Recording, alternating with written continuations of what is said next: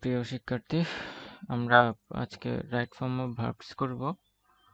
গত দিনের ধারাবাহিকতায় আমরা ইনশাল্লাহ রাইট ফর্ম অফ ভার্বস এর যে নিয়মগুলো আছে, গুরুত্বপূর্ণ নিয়মগুলো আছে এবং যেগুলো সচরাচর পরীক্ষায় আসে, আমরা সেগুলো নিয়ে আলোচনা করব ইনশাল্লাহ।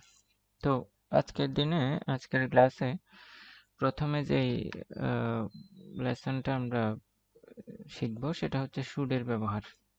তো শুডের ব্যবহার আসলে দুইভাবে আসে। এই যে শুড আছে, শুডের ব্যবহার দুইভাবে আসে। দুইভাবে বলতে যেমন ধরেন যে এখানে একটা হচ্ছে শুড হ্যাভ হ্যাড, এভাবে আসে পরীক্ষায় শুড হ্যাভ হ্যাড। তো শুড হ্যাভ হ্যাড যদি থাকে, এটার হচ্ছে কি, এটার বাংলা অর্থ যেটা দাঁড়ায় সেটা হচ্ছে কি, বাংলা অর্থ কোনো কিছু কোনো কিছু থাকা উচিত ছিল, থাকা উচিত ছিল।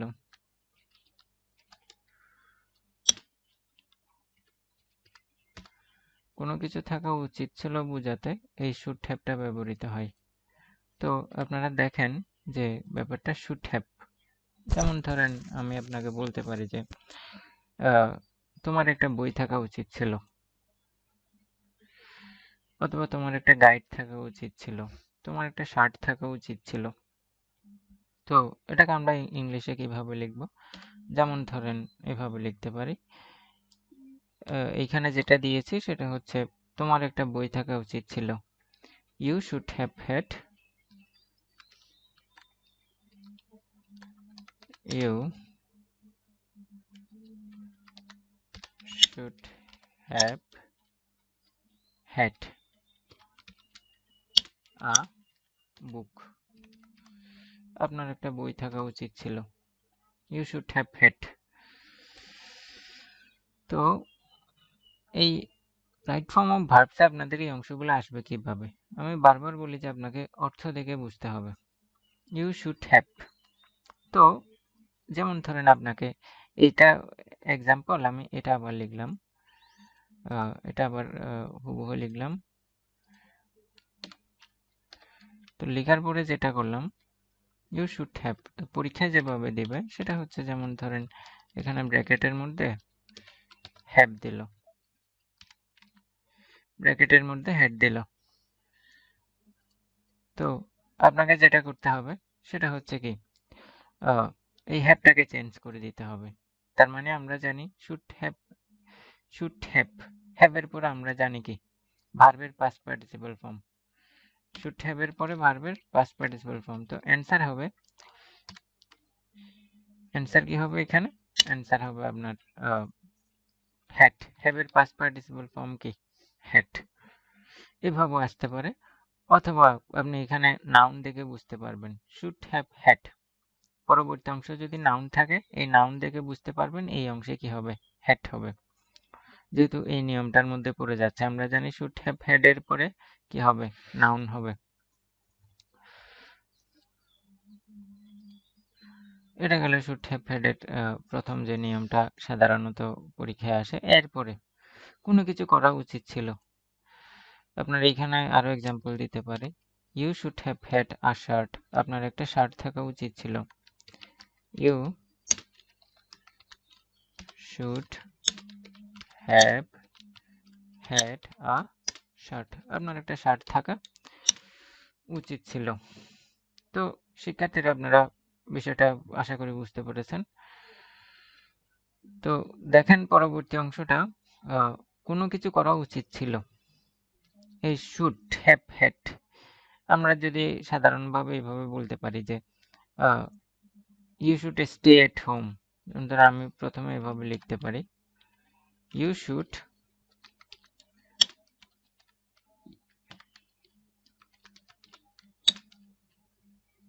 স্টে অ্যাট হোম, আপনার উচিত ঘরে অবস্থান করা।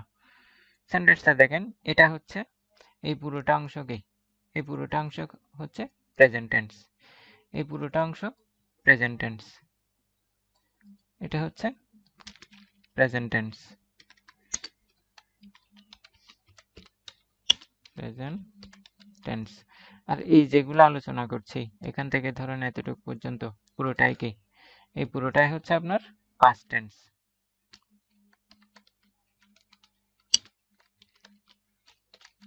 এই পুরোটাই হচ্ছে কি পাস্ট টেন্স। তো আপনি এই বিষয়টা লক্ষ্য করেন, প্রেজেন্ট টেন্সে শুড কিভাবে ব্যবহার হচ্ছে, পাস্ট টেন্সে শুড কিভাবে ব্যবহার হচ্ছে। আপনি যদি যেমন এখানে পাস্ট টেন্সে শুড ব্যবহার করছি আমি, তো এই শুড ব্যবহার করার মধ্যেও কিন্তু পার্থক্য আছে। শুড ব্যবহার কিন্তু একলা আসছে না, শুড হ্যাভ হ্যাড এগুলো নিয়ে আসছে, শুড হ্যাভ নিয়ে আসছে। তো প্রেজেন্ট টেন্স আর পাস্ট টেন্সে কিভাবে শুড ব্যবহৃত হয় আশা করি সেটা আমি বোঝাতে পেরেছি। এবার শুডের আরেকটা নিয়ম যাই, এটাকে ধরি আমি 1 নাম্বার নিয়ম, এটাকে ধরলাম 1 নাম্বার নিয়ম, আর নিচে যে অংশটা দিয়েছি এটাকে ধরলাম কি 2 নাম্বার নিয়ম।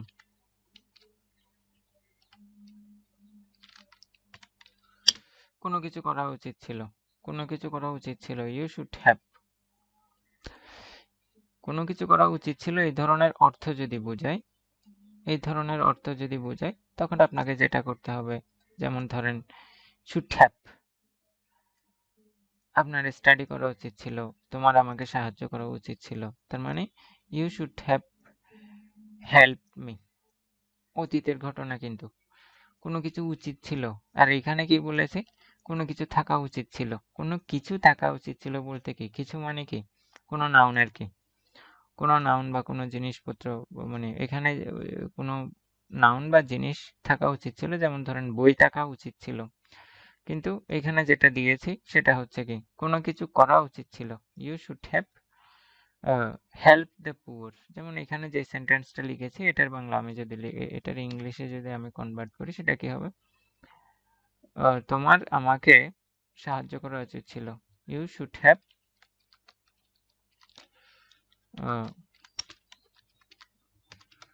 You should have help me, আপনার আমাকে সাহায্য করা উচিত ছিল। তো দেখেন প্রিয় শিক্ষার্থী, যে কথাটা বলেছে, আমি যদি আরেকটা এক্সাম্পল বলি,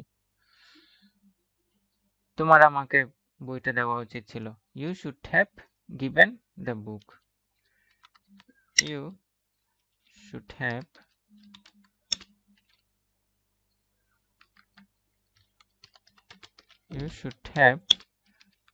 গিভেন দ্য বুক, তোমাকে আমার বইটা দেওয়া কি ছিল, উচিত ছিল। এটাই হচ্ছে প্রেজেন্ট টেন্সের, এটা আমরা কি শিখলাম, এটা হচ্ছে প্রেজেন্ট টেন্স। প্রেজেন্ট টেন্সে শুডের ব্যবহার, প্রেজেন্ট টেন্স শুডের ব্যবহার আমরা জানি, may, might, shall, should, will, would, can, could এগুলোর পরে ভার্বের প্রেজেন্ট ফর্ম হয়, যেমনটা এখানে কি দিয়েছি, প্রেজেন্ট ফর্ম দিয়েছি। You should stay at home, আপনার ঘরে অবস্থান করা উচিত। আবার বলেছে কি কোনো কিছু থাকা উচিত ছিল, you should have had a book, কোনো কিছু থাকা উচিত ছিল বলতে শুড হ্যাভ হ্যাড এর পরে যেই জিনিসটা থাকা উচিত ছিল আপনি সেটাই বসাবেন। এখানে বই থাকা উচিত ছিল, আমি কি দিয়েছি, বুক দিয়েছি। কোনো কিছু করা উচিত ছিল, কোনো কিছু করা উচিত ছিল, you should have help me, আমাকে সাহায্য করা উচিত ছিল, মানে কোনো কাজ, কিছু বলতে এখানে কোনো কাজকেই বোঝাচ্ছে। You should have given the book, আপনার উচিত কি আমাকে বইটা দেওয়া উচিত ছিল। তো এরপরে আসি এখানে in order that, so that, এই দুটো শব্দের অর্থই কি, যাতে। In order that, in order that, so that, এই দুটো শব্দের অর্থই হচ্ছে কি যাতে। তো শিক্ষার্থীরা আপনারা লক্ষ্য করেন যে in order that, so that, যাতে। তো এখানে দেখেন আমি দুটো রুল দিয়েছি আপনার জন্য। দুটো রুলের মধ্যে যেমন ধরেন প্রেজেন্ট টেন্সে কি হবে, সো দ্যাট যদি সেন্টেন্সে থাকে এবং ওই সেন্টেন্স যদি কি থাকে, প্রেজেন্ট টেন্স থাকে, তখন সো দ্যাট এর পরে আপনাকে কি দিতে হবে, সাবজেক্ট প্লাস ক্যান অথবা মে, কুড হবে না, মে, ক্যান অথবা মে, প্লাস ভার্বের প্রেজেন্ট ফর্ম প্লাস এক্সট্রা অংশ, এক্সটেনশন যাকে বলে, এক্সট্রা অংশ। তো আপনি এখানে লক্ষ্য করেন যে so that, in order that, present tense, যেমন ধরেন আমি একটা এক্সাম্পল দিয়ে আপনাকে বুঝাই যে I am learning English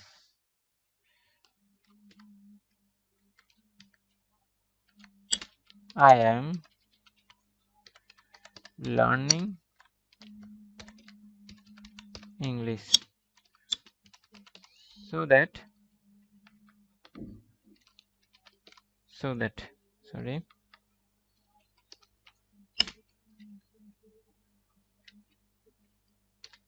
I get a good job in the future, যাতে করে আমি কি ভবিষ্যতে ভালো একটা চাকরি পাই। ফিউচার, তো বিষয়টা আপনি লক্ষ্য করেন, I am learning English so that I can get a good job in the future. তো এইখানে দেখেন সেন্টেন্স, এই অংশটা কোন টেন্সে আছে? I am learning English. প্রথম অংশ আছে, এটা কোন টেন্সে? এটা আছে আপনার প্রেজেন্ট টেন্সে। তো প্রেজেন্ট টেন্স থাকলে কি হবে? সো দ্যাট এর পূর্বে প্রেজেন্ট টেন্স থাকলে সো দ্যাট এর পরে কি হবে? ক্যান অথবা মে প্লাস ভার্বের প্রেজেন্ট ফর্ম প্লাস এক্সটেনশন। তো এখানে বলেছে গেট, তার মানে আমি জানি এখানে ক্যান এর পরে V1 বসবে, অর্থাৎ অ্যান্সার হবে কি? সো দ্যাট অ্যান্সার হবে ক্যান গেট। অ্যান্সার হবে ক্যান গেট। ঠিক একইভাবে দ্বিতীয় আরেকটা নিয়ম আছে, এটার নিয়ম কিন্তু একটু ব্যতিক্রম। যেমন ধরেন সেন্টেন্স যদি কিসে থাকে? সেন্টেন্স যদি পাস্ট টেন্সে থাকে, এটা এখানে কোন টেন্সে আছে? এটা এখানে সেন্টেন্স যদি পাস্ট টেন্সে থাকে তখন সো দ্যাট এর পরে কি বসবে? কুড অথবা মাইট বসবে। যেমন ধরেন আমি একটা এক্সাম্পল বলতে পারি, শি ফোনড মি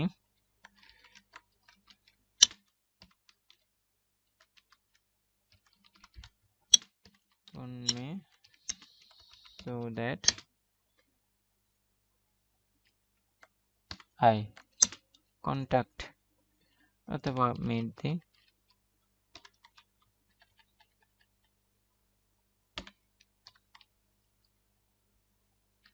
যাতে করে I meet him।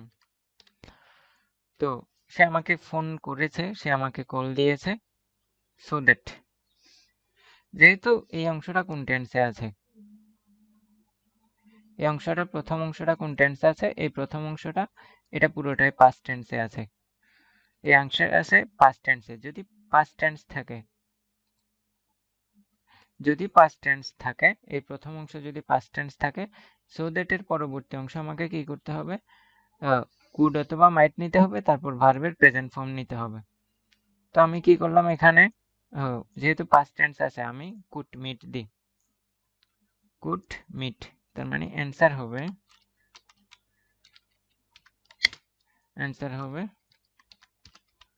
Could meet, যাতে করে আমি কি করতে পারি?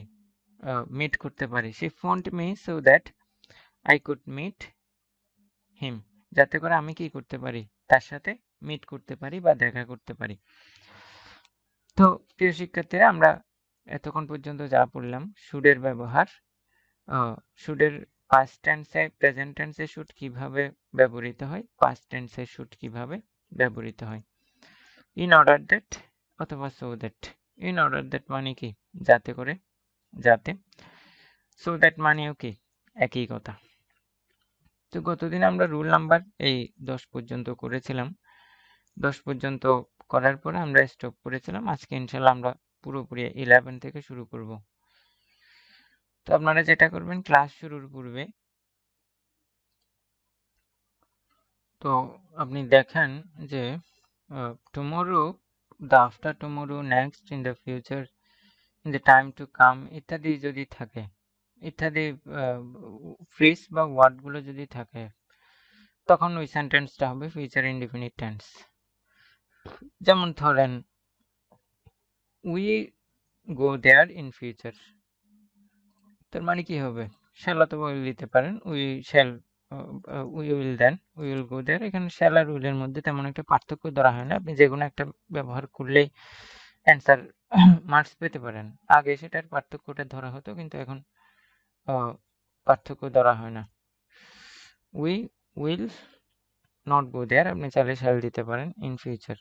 কেন এখানে উইল নট দিচ্ছি? কারণ আমরা জানি ইন ফিউচার থাকলে সেটা future indefinite.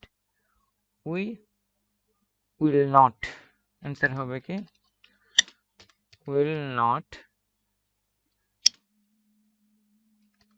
go there. Nila come from Dhaka the day after tomorrow. তো আমরা জানি দ্য ডে আফটার টুমরো থাকলে কি হবে, ফিউচার ইনডিফিনিট টেন্স হবে। Nina will come from Dhaka, future ইনডিফিনিটে শ্যাল অথবা উইল প্লাস ভার্বের present form, will come from Dhaka tomorrow. এই গেল 12 নাম্বার। তো এখানে আরেকটা নিয়ম আছে খুবই গুরুত্বপূর্ণ।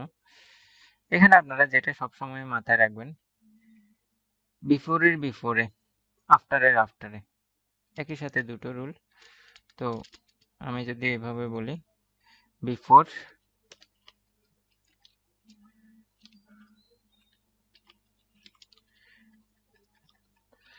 বিফোরের বিফোরে,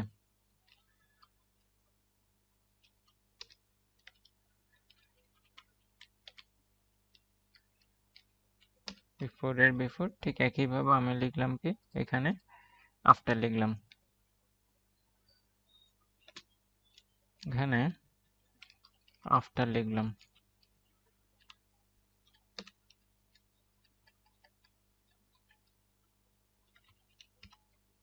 তো বিফোরের বিফোরে,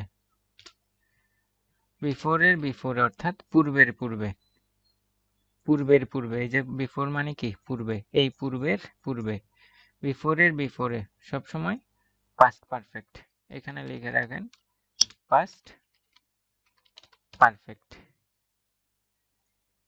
আফটারের আফটারও ঠিক একই রকম হবে, সেটা হচ্ছে কি পাস্ট পারফেক্ট,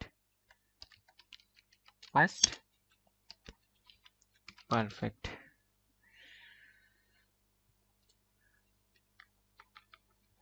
বিফোরের বিফোরে পাস্ট পারফেক্ট, আফটারের আফটার অর্থাৎ পরের পরে পাস্ট পারফেক্ট। তো এইখানে একটা খালি জায়গা আছে, এইখানে একটা খালি জায়গা আছে, দেখেন পূর্বের পূর্বে পাস্ট পারফেক্ট, পরের পরে পাস্ট পারফেক্ট, এখানে যে খালি জায়গা আছে, এই খালি জায়গা, এখানে একটা খালি জায়গা, যে খালি জায়গা আছে এখানে হবে পাস্ট ইনডিফিনিট। ঠিক একই বিফোরের ক্ষেত্রেও একই হবে পাস্ট ইনডিফিনিট, আবার আফটারের এখানেও যে খালি জায়গা আছে এখানে হবে কি পাস্ট ইনডিফিনিট।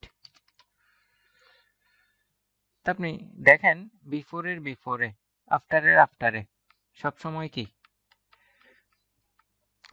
বিফোরের বিফোরে, আফটারের আফটারে, বিফোরের বিফোরে, আফটারের আফটারে past perfect. এই যে এখানে একটা খালি জায়গা আছে, এখানে একটা খালি জায়গা আছে, এই খালি জায়গা আর এই খালি জায়গা, এটা কি পাস্ট ইনডিফিনিট। তো আপনি এখন লক্ষ্য করেন যে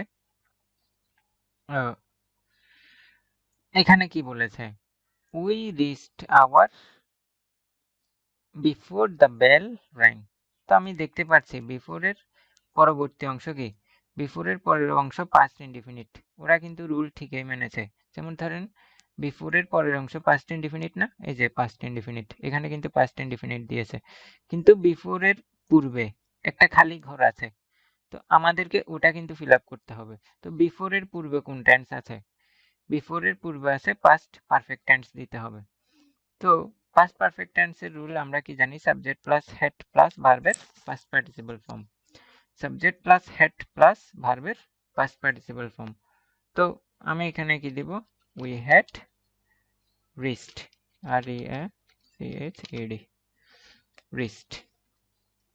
আশা করি বুঝাতে পেরেছি। তো যেহেতু পাস্ট পারফেক্ট সে কারণে এইখানে দেখেন যে দিয়েছে the patient had died before, বিফোরের পূর্বে পাস্ট পারফেক্ট, খালি জায়গায় কি হবে পাস্ট ইনডিফিনিট। তো এইখানে যেটা আছে আপনি লক্ষ্য করেন কাম কেম, তো কামের পাস্ট ফর্ম কি কেম, তার মানে এটার অ্যান্সার হবে কেম।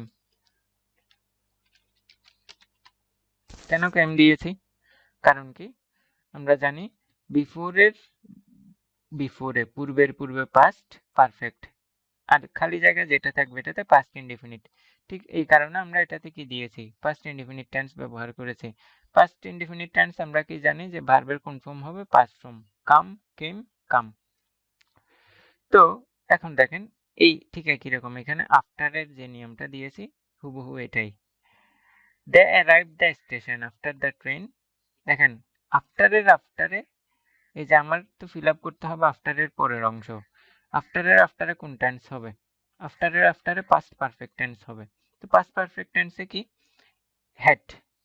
হ্যাডের পরে ভার্বের past participle form. After the train had left.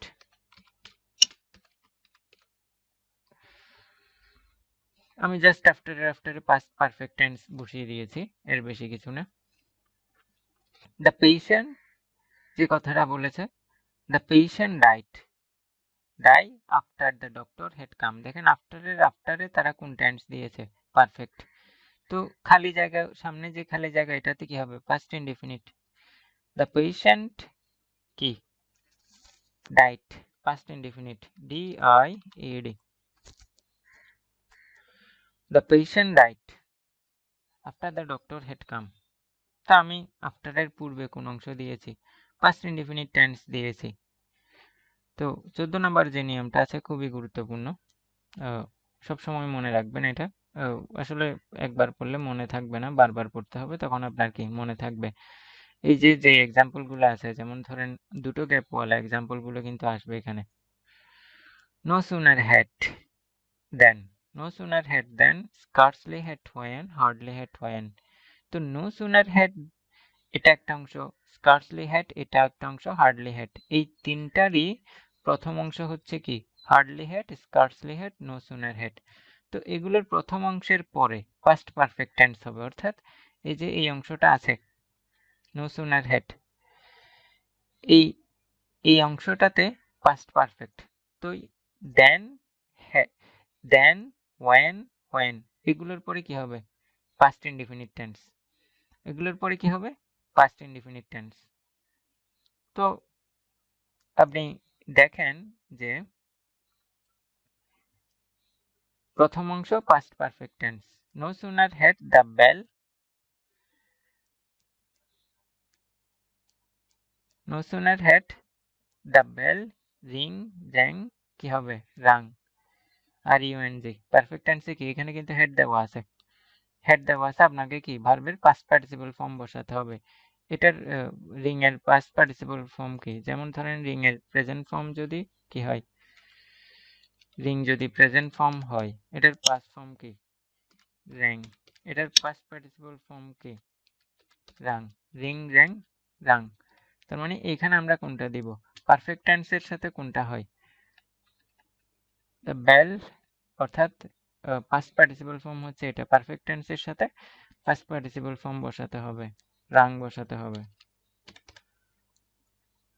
No sooner had the bell rung, uh, rung then the teacher।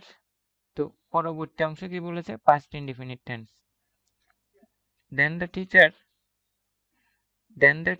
এখানে অ্যান্সার কি হবে? এন্টারের জায়গায় আমরা দ্বিতীয় অ্যান্সার যেটা দিব সেটা হচ্ছে কি? দ্বিতীয় অ্যান্সার যেটা দিব সেটা হচ্ছে কি? entered।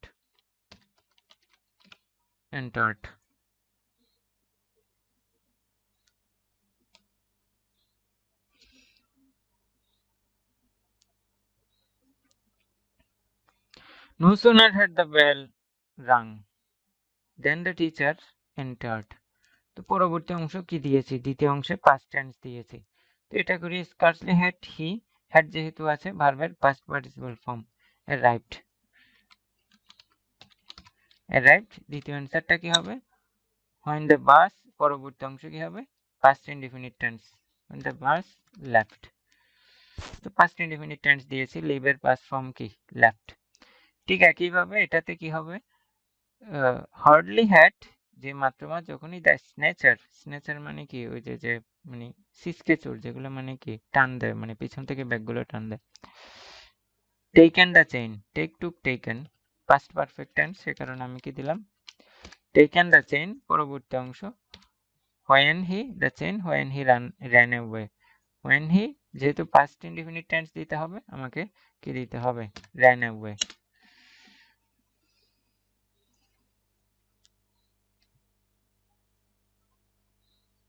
তো যাই, পরবর্তী অংশ দেখি।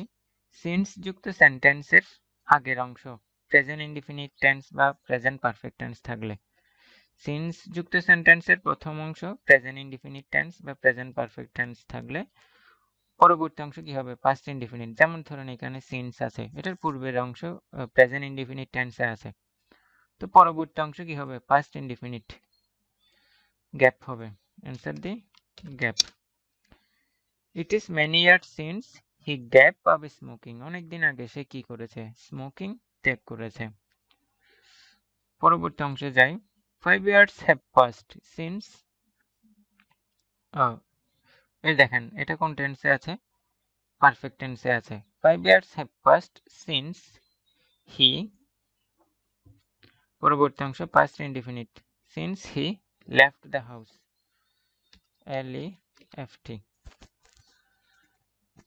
5 বছর আগে সে ঘর ত্যাগ করেছে। তার মানে আমরা যেটা শিখলাম, সিন্স যুক্ত সেন্টেন্স যদি প্রেজেন্ট ইনডিফিনিট টেন্স অথবা প্রেজেন্ট পারফেক্ট টেন্স হয়, পরবর্তী অংশ কি হবে? পাস্ট ইনডিফিনিট টেন্স হবে। যেমনটা আমরা এখানে দিয়েছি, পাস্ট ইনডিফিনিটের কারণে ভার্ব আমি কিসে দিয়েছি? পাস্ট ফর্মে দিয়েছি। তো সিন্স যুক্ত সেন্টেন্স, এটা দেখেন, সিন্স দ্বারা ক্লজ যুক্ত থাকলে সিন্সের আগে বা বাক্যর অংশ পাস্ট ইনডিফিনিট টেন্স হলে পরবর্তী অংশ কি হবে? Past perfect. Many years past, অনেক বছর আগে। Since past perfect, I had mate him first, তার মানে past tense had mate him first. আমি অনেক বছর আগে তার সাথে আমার কি হয়েছিল? প্রথম দেখা হয়েছিল বা প্রথম সাক্ষাৎ হয়েছিল। তো এভাবে করলাম। ইট ওয়াজ মেনি ইয়ার্স সিন্স, অনেক বছর আগে। মেনি ইয়ার্স সিন্স পরবর্তী অংশ কি হবে? Past perfect, I had visited there. পরবর্তী অংশ পাস্ট পারফেক্ট, আমাকে কি করতে হবে? পাস্ট পারফেক্ট টেন্স দিতে হবে। সুতরাং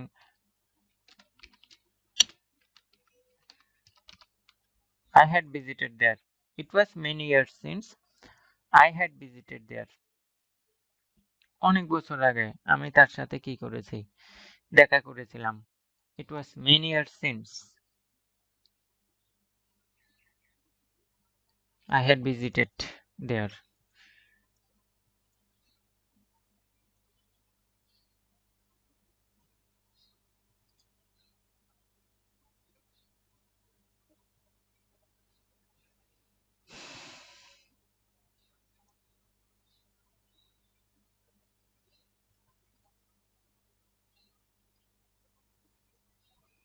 প্যাসিভ ভয়েস, আমরা জানি প্যাসিভ ভয়েসে সবসময় ভার্বের পাস্ট পার্টিসিপল ফর্ম হয়।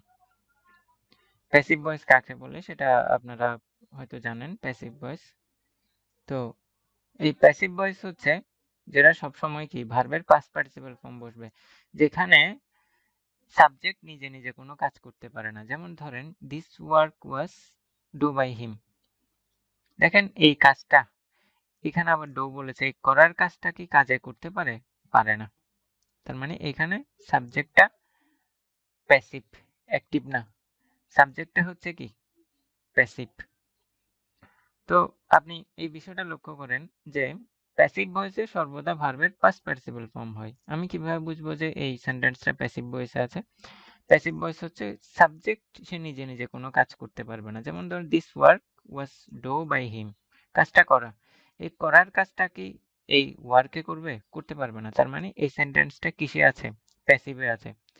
তার মানে আমাকে বলেছে প্যাসিভ ভয়েসে সবসময় ভার্বের কোন ফর্ম হবে? পাস্ট পার্টিসিপল ফর্ম হবে। তার মানে আমি এখানে কি দিব? This work was done by him. This work was done by him. তারপর একইভাবে দেখেন the problem has been solved by him, SOLVED। যেহেতু প্যাসিভ, প্রবলেম তো নিজে নিজে সলভ, এই প্রবলেম সলভের কাজটা তো এই সলভে করবে না, সলভের কাজটা তো প্রবলেম করবে না, অন্য কেউ করেছে, সে কারণে এটা প্যাসিভ। আর আমরা জানি প্যাসিভে সবসময় ভার্বের পাস্ট পার্টিসিপল ফর্ম হয়। তো দ্য স্কুল ওয়াজ, ঠিক একইভাবে আপনারা লক্ষ্য করেন, the school was close for Sunday. মানে সানডে শব্দের অর্থ কি? অনির্দিষ্টকাল, অনির্দিষ্টকালের জন্য স্কুলটা কি বন্ধ হয়ে গিয়েছে। তো আপনি লক্ষ্য করেন যে the school was closed, answer হবে closed. The school was closed for Sunday, অনির্দিষ্টকালের জন্য স্কুলটা বন্ধ করে দেওয়া হয়েছে, অর্থাৎ কেউ না কেউ কি করেছে, বন্ধ করে দিয়েছে। পরবর্তী অংশে যাই। সিম্পল সেন্টেন্সে দুটি ভার্ব থাকলে দ্বিতীয়টি ভার্বের সাথে আইএনজি বসে, অথবা দ্বিতীয় ভার্বের পরে টু বসে। এখানে দেখেন এটা কিন্তু খুবই গুরুত্বপূর্ণ, দ্বিতীয় ভার্বের আগে টু বসে কিন্তু। আচ্ছা, আগে এটা করি, তারপর বলছি কেন টু বসবে। He saw the boy play in the field. দেখেন হি স দ্য বয়, আমরা জানি দ্বিতীয় ভার্বের সাথে আইএনজি বসবে, যেহেতু স একটা ভার্ব, এই প্লে একটা ভার্ব, তার মানে অ্যান্সার হবে হি স দ্য বয় প্লেইং, সে দেখেছে, PLAY,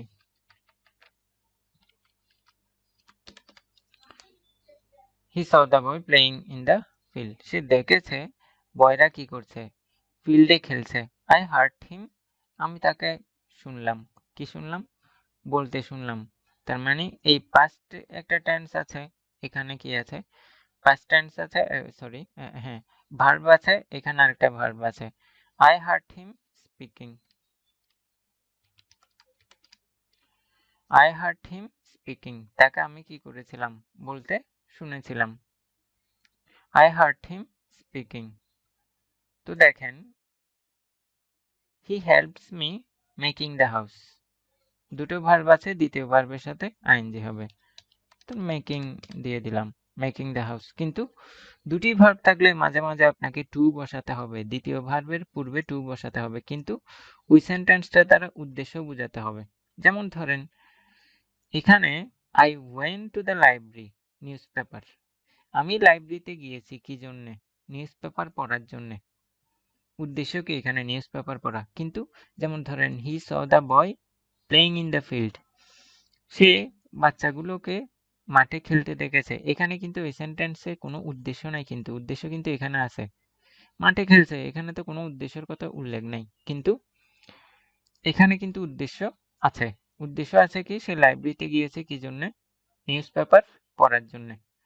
তার মানে যখন একটা সেন্টেন্সে ভার্ব দুটো থাকবে এবং ওই সেন্টেন্স দ্বারা যদি কোনো উদ্দেশ্য বোঝায়, তখন দ্বিতীয় ভার্বের সাথে কি বসবে, দ্বিতীয় ভার্বের পূর্বে টু বসবে, তার মানে এখানে অ্যান্সার হবে to read.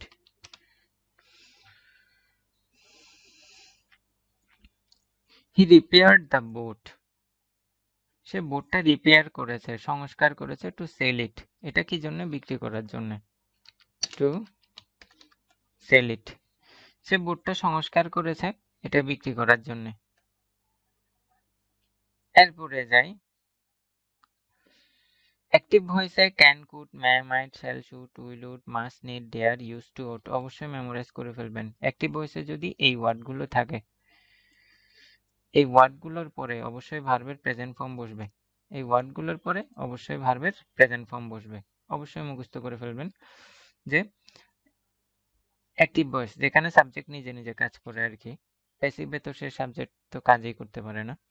Can, could, may, might, shall, should, will, would, must, need, dare, use to, ought to, এইগুলো যদি থাকে তখন ওই সেন্টেন্সটা কি হবে, ওই সেন্টেন্সটা এগুলোর পরে ভার্বের প্রেজেন্ট ফর্ম হবে।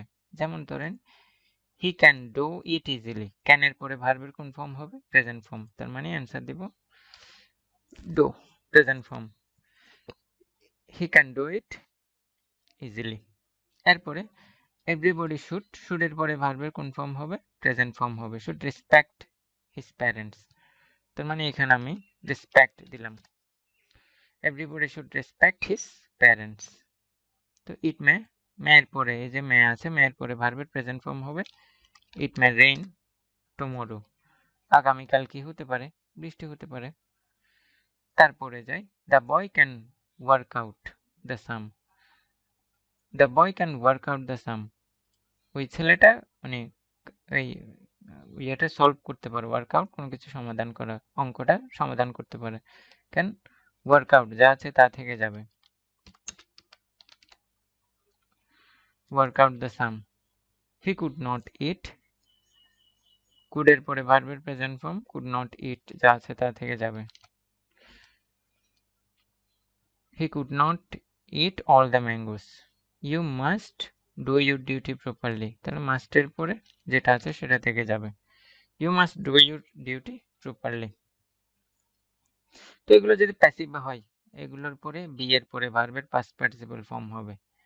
দেখেন এগুলো যদি প্যাসিভে হয়, এগুলো বি এর পরে ভার্বের পাস্ট পার্টিসিপল ফর্ম হবে।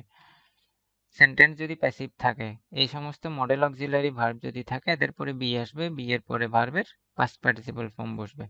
তো এখানে আমি অ্যান্সার কি দিব, যে দেখেন the work can do immediately.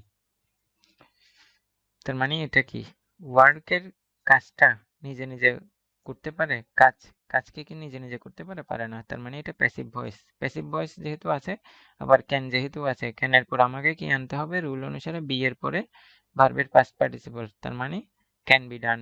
Do আছে, ডু এর পাস্ট পার্টিসিপল ফর্ম কি, ডান। ডু এর পাস্ট পার্টিসিপল দিলাম কি, ডান। তো all the mangoes could be eaten, could be eaten. All the mangoes could be eaten. Your duty must perform.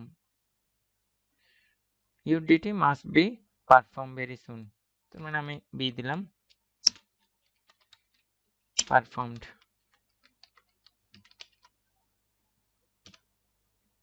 Your duty must be performed very soon. আপনাকে আপনার ডিউটিটা খুব দ্রুত perform করতে হবে। তো শিক্ষার্থী, আমরা আজকের দিনে আরো 10টা শেষ করলাম, আলহামদুলিল্লাহ। তো আপনাদের যেটা কাজ, এই নিয়মগুলো আসলে একেবারে নিজেদের মধ্যে নিয়ে আসতে হবে।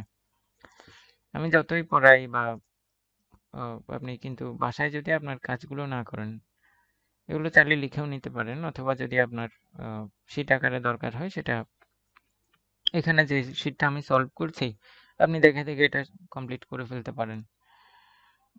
আর অত বেশি কিছু না। আর বিশেষ করে যেটা করতে হবে, আপনাকে এই রুলসগুলো আপনাকে লিখে নিতে হবে।